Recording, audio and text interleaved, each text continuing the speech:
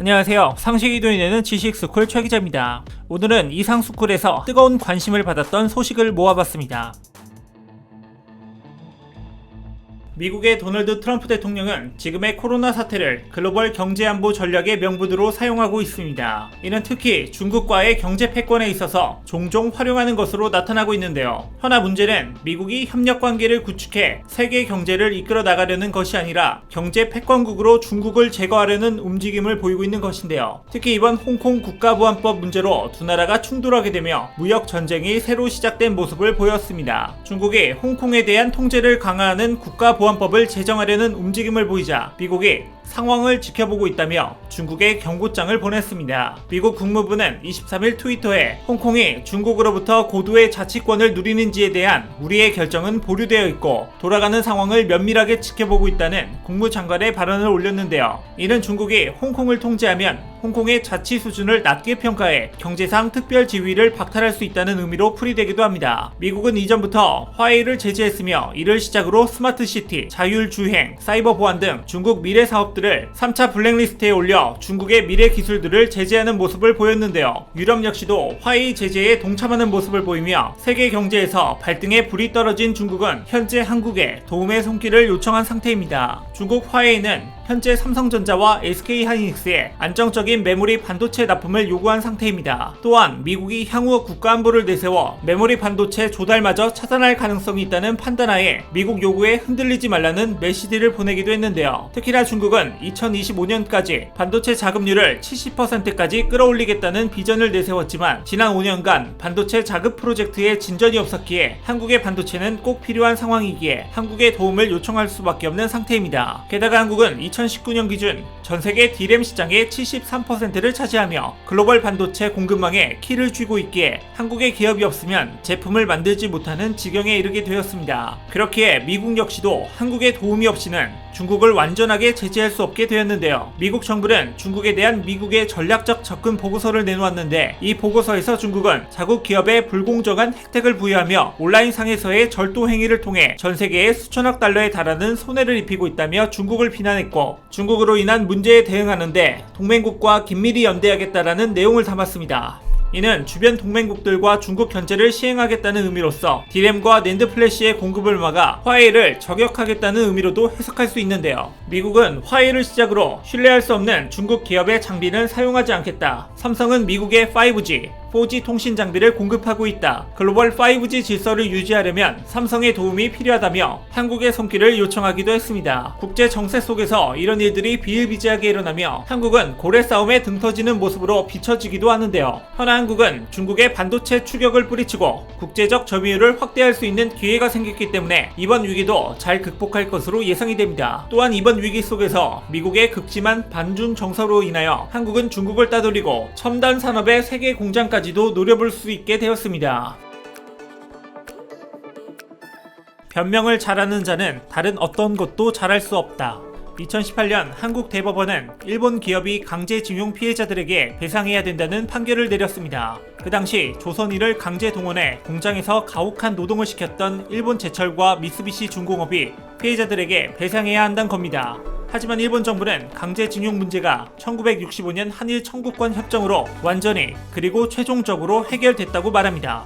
국제법에 비춰봤을 때 있을 수 없는 판결이라며 한국 정부와 대법원을 비난하기까지 했습니다. 하지만 국제법상 국가 간의 판결은 끝났을지 몰라도 피해자 개개인의 손해배상 청구권은 이렇게 아직 진행 중입니다. 일본 정부는 아직도 식민 지배의 불법성을 스스로 인정한 적이 없고 우리나라 피해자들에게 사죄한 적도 없는 만큼 계속해서 보상을 요구할 수 있다는 겁니다. 그런데 신기한 건 일본의 강제징용에 대한 배상이 이뤄진 적이 있습니다. 물론 우리가 아닌 중국에게지만요. 일본 정부는 2009년 중국인 강제징용 피해자들에게 명백하고 직접적인 사과는 물론 단계적으로 보상금까지 지급했습니다.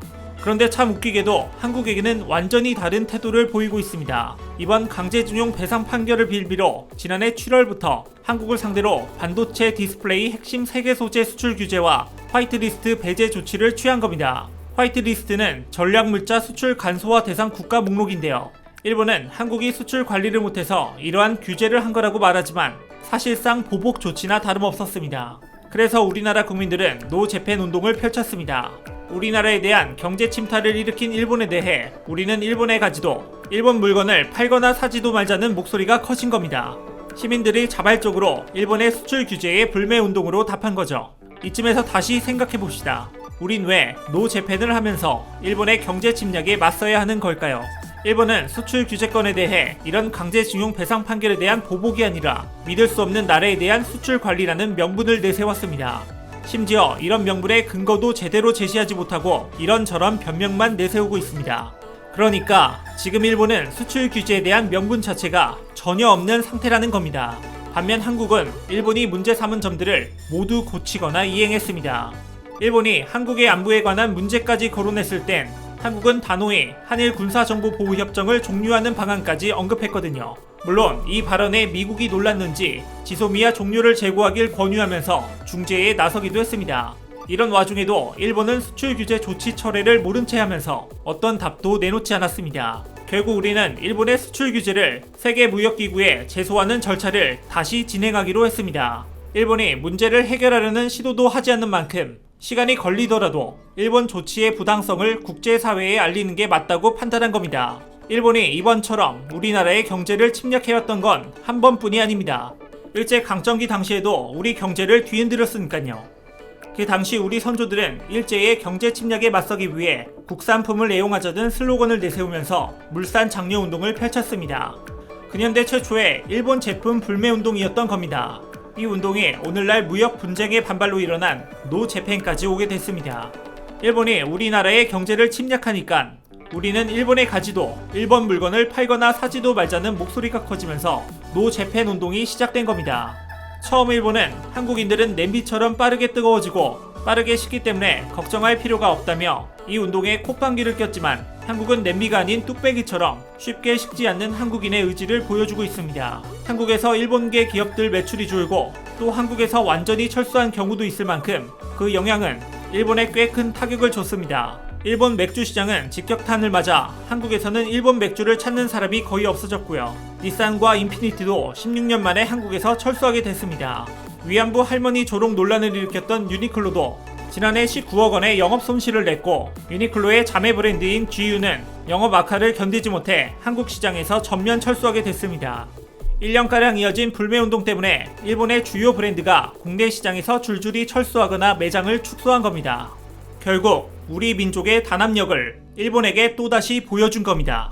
또 우리는 일본의 수출 규제 덕분에 더 좋은 국산 제품을 찾게 되기도 했습니다. 그동안은 일본에서 반도체 핵심 부품을 공수해왔지만 이제는 우리 기술로도 충분히 해낼 수 있게 됐거든요. 이렇게 한번 대체된 소재는 수출 규제가 풀려도 쉽게 일본산으로 돌아가지 않을 겁니다. 결국 우리 기술이 실제 생산에 투입되는 시기를 일본이 되려 앞당겨 준 셈이 된 거죠. 얼마 전에는 코로나 사태로 위기를 겪으면서 혹시 수출 규제가 풀리는 건 아닌지 한일 관계에 잠시 희망이 보이기도 했습니다. 일본이 언급했던 명분을 한국이 모두 해결했거든요. 그렇지만 일본은 계속 말을 바꾸면서 여전히 수출 규제를 풀 기미를 보이지 않고 있습니다. 그래서 한국은 WTO에 제소하는 절차를 다시 진행하고 있습니다. 일본이 문제를 해결하려는 시도도 하지 않은 만큼 시간이 걸리더라도 일본 조치의 부당성을 국제사회에 알리는 게 맞다고 판단한 겁니다. 하지만 이 와중에도 일본은 되려 한국의 보복 조치를 취하겠다는 주장까지 하고 있습니다. 여전히 사과와 반성이 없는 태도를 고수하고 있는 걸 보면 일본이 아직도 정신을 못 차린 거죠.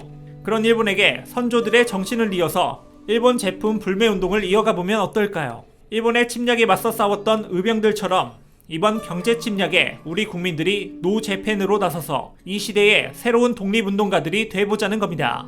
역사를 잊은 민족에게는 미래가 없다. 선조들로부터 이어온 우리의 의지를 똑똑히 보여줄 수 있는 계기가 되었으면 좋겠습니다.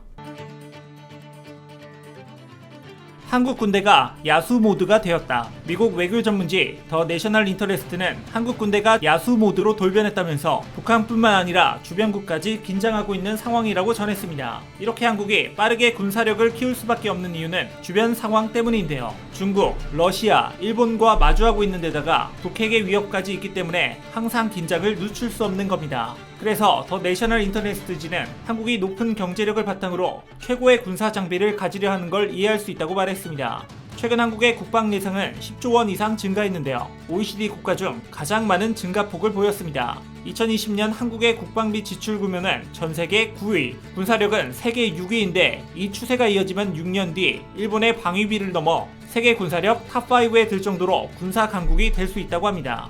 한국 군사력이 점점 더 강해지는 동안 북한의 군사력은 오히려 떨어졌습니다. 올해를 기준으로 8단계 하락한 25위에 그쳤는데요. 한국이 군사 장비나 경제력 등에서 모두 북한을 월등히 앞서고 있는 겁니다. 그래서 북한 김정은 정권이 한국의 군사력 증강을 특히 기뻐하지 않는다는 분석 결과도 있었습니다. 그러다 보니까 북한은 비대칭 전력 무기인 핵 개발과 미사일 개발에 몰두하고 있다고 합니다. 이렇게 우리 군사력이 더 높아지고 있는 만큼 북한뿐만 아니라 주변 국가인 중국, 일본, 러시아까지 모두 긴장하고 있습니다. 특히 일본은 한국을 경계하는 보고서까지 내놨는데요. 대체 요즘 한국 군대가 어느 정도기에 여기저기서 난리인 걸까요? 우리나라 국방백서를 보면 2018년부터 적에 대한 정의가 북한 대신 대한민국을 위협하고 침해하는 세력으로 확장됐습니다. 북한뿐만 아니라 다른 주변국이라도 한국을 위협하면 언제든지 우리의 적이 될 수 있다는 말입니다. 그래서 한국의 전력이 강화될수록 주변의 강대국들이 긴장할 수밖에 없다고 합니다. 게다가 많은 나라에서는 한국군의 독침 전략을 무서워하고 있습니다. 독침 전략은 우리가 중국이나 러시아, 일본 같은 큰 나라와 전쟁을 하게 됐을 때 우리나라가 질 가능성이 크지만 적어도 상대의 핵심을 타격해서 제대로 국가 운영이 불가능한 상태로 만들어버린다는 전략입니다. 이긴 게 아닌 거로 만들어버리는 겁니다. 상대의 핵심을 타격하는 독침 전략을 뒷받침해줄 우리 기술이 바로 한국이 자체적으로 개발한 현무 미사일입니다. 요격 회피 기능이 있는 이스칸데르급 탄도미사일은 이미 개발돼서 작전에 배치돼 있는데요. 최근에는 한국형 벙커버스터 미사일인 현무4를 개발해 실전 배치를 준비하고 있습니다. 현무4는 지하 300m에 있는 북한 요새도 파괴할 정도로 강력하고 탄두 중량 2톤에 800km의 거리까지 날아갈 수 있다고 합니다. 쉽게 말해 현무4의 위력은 전술핵 수준의 버금갈 정도라는 겁니다. 예전에는 한미 미사일 지침으로 미사일 사거리와 탄두 중량이 제한됐던 적이 있었습니다. 그런데 몇 년 전 탄두 중량 제한이 해제되면서 현무4처럼 파괴력이 더 강한 미사일을 만들 수 있게 된 겁니다. 이런 엄청난 미사일이 곧 대량 생산되는 건데요. 게다가 한중일처럼 가까운 거리에서 미사일을 발사할 경우 웬만한 미사일 방어 체계로는 막기가 힘들다고 합니다.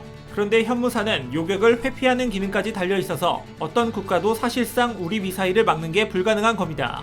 한국이 이렇게 어떤 나라도 쉽게 넘볼 수 없을 정도로 강하게 성장하고 있는 만큼 핵을 가지고 우리를 위협했던 북한은 물론 군사력을 키우고 있는 중국과 일본까지 모두 긴장하고 있는 상황입니다. 얼마 전 일본에서는 한국을 경계하기 위해 자위대도 키우고 헌법을 바꿔야 한다는 보고서가 발표됐을 정도로 말입니다. 이제 한국은 재래식 무기뿐만 아니라 첨단 무기까지도 개발하고 있습니다. 인공지능과 빅데이터를 앞세운 디지털 국방 부문을 강화하고 있는 겁니다. IT 강국 한국이 이제는 방위 산업까지 선도하는 시대가 다가온 겁니다. 한국의 소프트 파워가 전 세계를 휘어잡은 것처럼 우리 군사력이 커질수록 전 세계에 미치는 한국의 영향력도 훨씬 커지고 있습니다. 한국은 이제 해외에 파병까지 하면서 국제 평화에 공헌하는 나라가 됐거든요. 국민의 안전과 생명을 지키는 안보가 튼튼한 우리나라, 늘 자랑스럽지 않나요? 대한민국 국민의 생명이 국가 안보다. 이와 관련된 다양한 의견 댓글로 남겨주시면 감사하겠습니다. 혹시 주식하시나요? 방위산업 관련 급등 종목이 알고 싶으시다면 오른쪽 버튼을 클릭해주세요.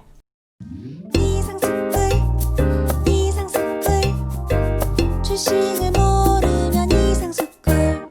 주식 모르니? 이상스쿨.